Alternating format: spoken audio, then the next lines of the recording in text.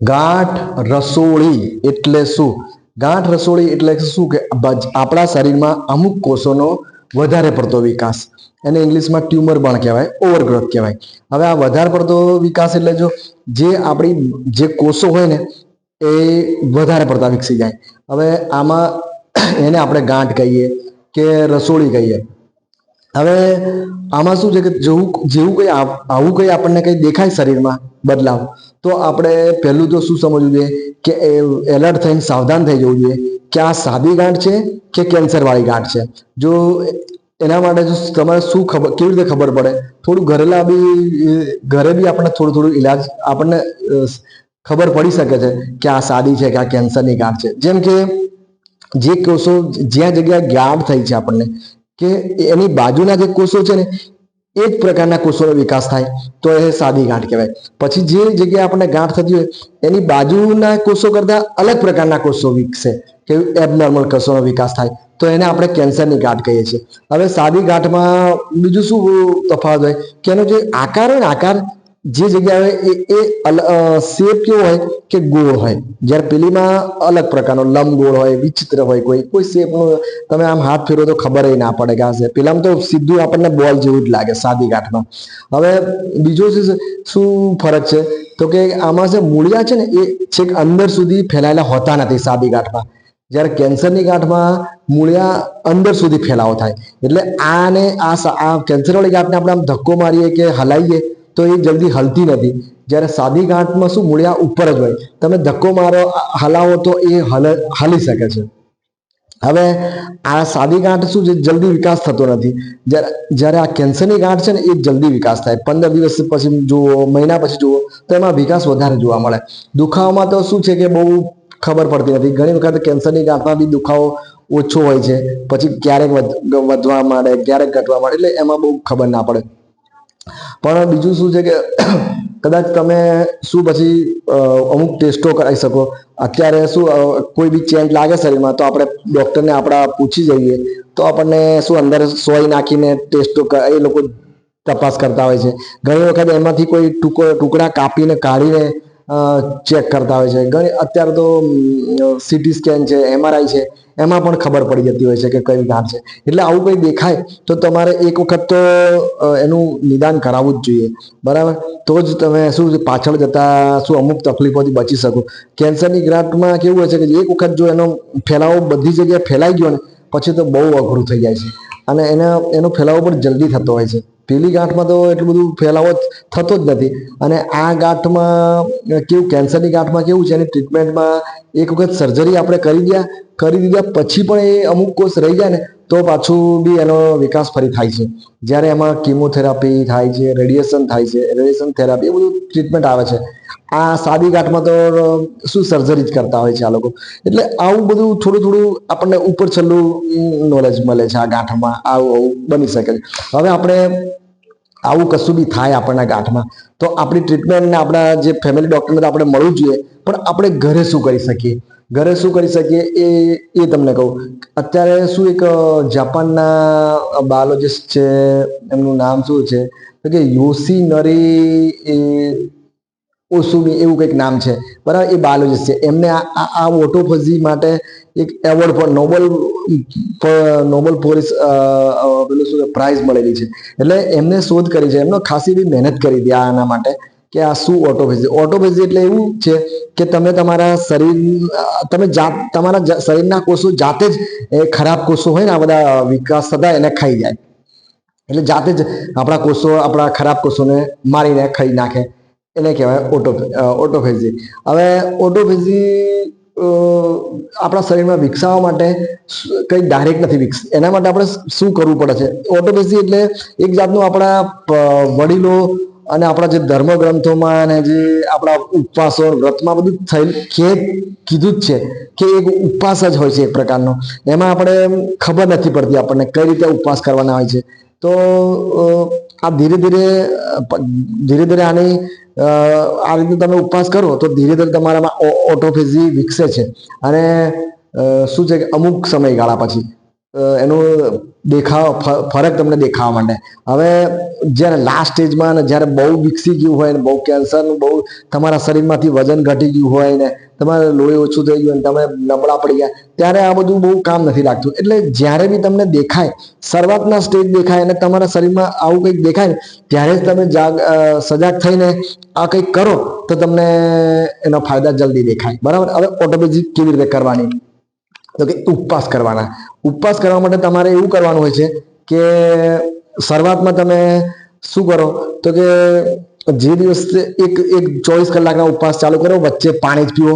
જેમ કે આપણે આજે સાંજે જમવાનું લેવાનું, રાત પડતા પહેલા સૂરજની સાદરીમાં લઈ લેવાનું, ચાલે એ લીધું ભોજન, અને એવું ભોજન લેવાનું કે જેને 10 કલાકમાં પચી જાય. પછી કઈ 22-23 કલાક સુધી પચવામાં વાર લાગે એવું ભોજન લઈ લેવાનું. થોડું સાદું ભોજન લઈ લેવાનું, થોડું જે લેવો હોય તમે. પછી એને શું પચતા આપણે જનરલી 10 કલાક લાગે એવું વિચારીએ.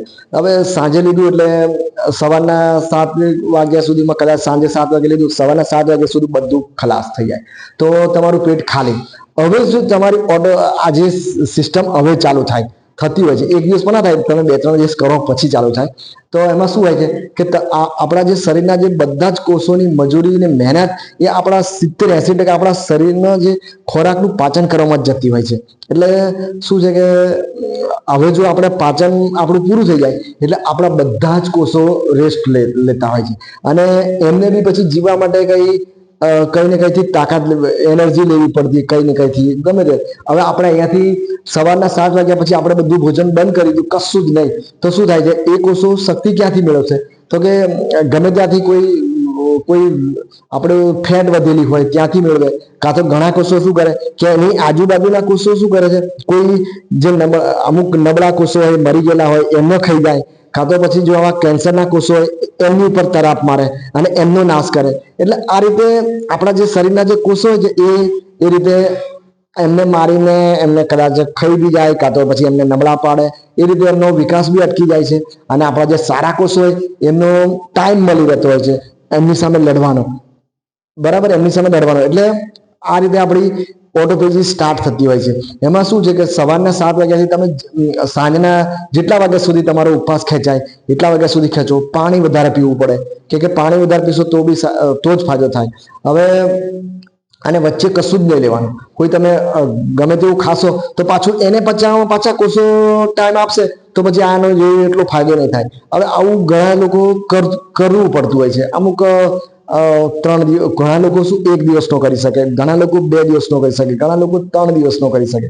જેવી તમારી તાકાત એ રીતે તમે આ રીતે સ્ટાર્ટ કરો. પણ યાદ રાખજો, ઓટોફેજી ક્યારે તમને આ સિસ્ટમ તમારે ક્યારે એક્ટિવેટ થશે તમારા શરીરમાં? તમે એક ટાઈમ ખાશો અને ફક્ત પાણી પર રહેશો તો જ થશે. બાકી તમે વચ્ચે ગમે તે ખા કરશો, ગમે તે ખાધું, ફ્રૂટ્સ ખાધું, આ ખાધું, આ ગમે તે ખાધું, તમારી નહીં ફાયદો થાય. એના માટે તમે ફક્ત પાણી પર ચાલજો.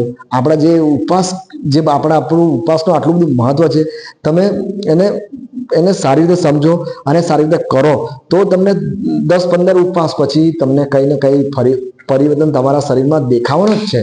એટલે કહેવાનો અર્થ એ છે કે આપણી આ ઓટોફેજી આપણે જાતે જ એક્ટિવ કરી શકીએ. કઈ આના માટે કોઈ મેડિસિન કે દવા કઈ આવતી નથી.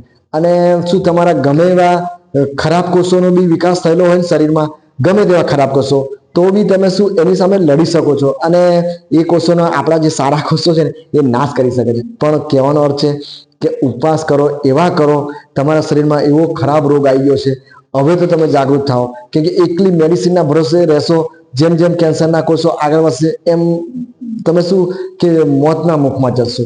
એટલે શરૂઆતના સ્ટેજમાં આ ઓટોફેજી વિશે તમને નોલેજ હોવું જ જોઈએ. કશું ખબર નહીં પડતી એટલું યાદ રાખો, એક ટાઈમ જમો, વચ્ચેના ટાઈમમાં ફક્ત પાણી લો, અને જે આપણા જે ખોરાકને પાચવાનો જે આપણો સમય જાય છે બધા કોષોનો, એ એના માટે પૂરતો સમય 7-8 કલાક 10 કલાક આપી દો.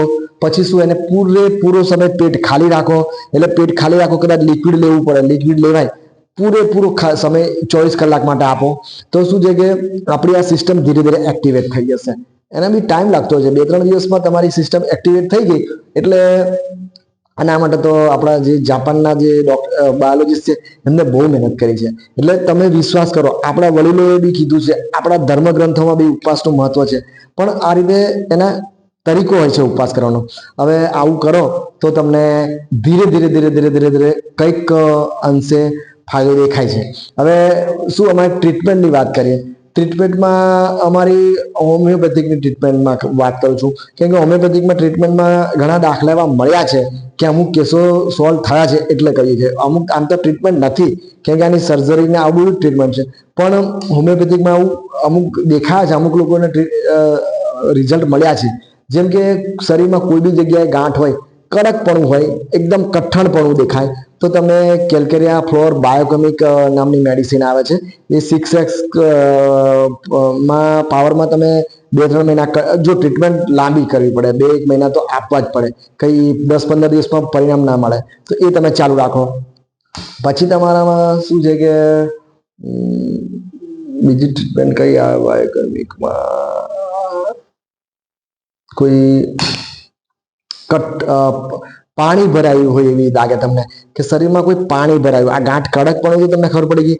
હવે પાણી ભરાયું એવું લાગે, એ ગમે તે તમારા સોનોગ્રાફીમાં રિપોર્ટમાં ભાઈ આ સિસ્ટ છે, આની સિસ્ટ, આની સિસ્ટ, એટલે આપણને પાણી ભરાયું એવું અંદાજ આવે આપણા સોનોગ્રાફી રિપોર્ટ્સમાં, કે કોઈ કે આપણને કે ઉપરથી દેખાય કે પાણી જેવું છે, તો આપણે એપિસ્મેલ અને બાયોકેમિક મેડિસિનમાં નેટ્રમ સલ્ફ 6x 3x ચાલુ કરો. બંને મેડિસિન કન્ટિન્યુ રાખો જે તમને જેવું છે. પછી અમુક શું છે કે અમુક ગાંઠોમાં અમુક જગ્યાએ ફિક્સ જગ્યા હોય, જેમ કે બ્રેસ્ટમાં કોઈ ગાંઠ હોય તો એના માટે અમે એસ્ટેરિયા રૂડેન્સ છે, પછી ફાટોલિકા ડિકેન્ડ્રાક એ કોઈ મેડિસિન આવે છે, એ બી લોઅર પદ્ધતિ અથવા મધર ટિંચરમાં તમે અમુક ટાઈમ સુધી કન્ટિન્યુ રાખો તો શું એનું રિઝલ્ટ મળતું હોય છે.